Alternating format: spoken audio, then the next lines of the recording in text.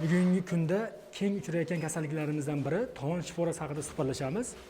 Tovon shiporasi asosiy simptomlardan biri ertadan turganimizda, oyog'imizni bosganimizda tovon sohasida kuchli og'riq bo'ladi. Shunda tovonimizda shipora borligi haqida o'ylashimiz kerak. Endi yana ikkinchi holat tovondagi og'riqlarga sabab belimiz umurtqasini orasidagi diskimiz ezilib, disk grijasini asoratlarini hisobiga ham tovonda og'riq bo'lishi mumkin. Shuni ham esda tutish shart. Endi tovon shiporasini hosil bo'lishiga sabablardan asosiylari tovon shiporasi organizmdagi mikroelementlarning balansini buzilganligini hisobiga organizmdagi chiqindi mahsulotlarning kelib tovonga to'planishini natijasida yuzaga keladi. Bu birinchisi. Ikkinchisi, kasbiy faoliyat, ya'ni ko'p tika turib ishlaydigan insonlarda yoki ko'p o'tirib ishlaydigan insonlarda namoyon bo'ladi. Uchinchi holatda vesi baland, ya'ni organizmda yog' qavati baland insonlarda namoyon bo'ladi. To'rtinchi holatda ko'proq baland poshnali oyoq kiyim kiyadigan insonlarda namoyon bo'ladi. Endi davolash haqida gaplashganimizda davolashda 3 xil yo'li bor.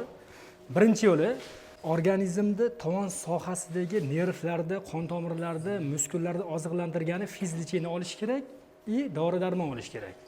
Bu birinchi yo'llardan biri. Agar bu holatda bemorda umumiy holati yaxshi bo'lmasa, albatta ikkinchi holatga o'tamiz. Ikkinchi yo'liga o'tamiz. Bunda tovon sohasidan blokada olinadi.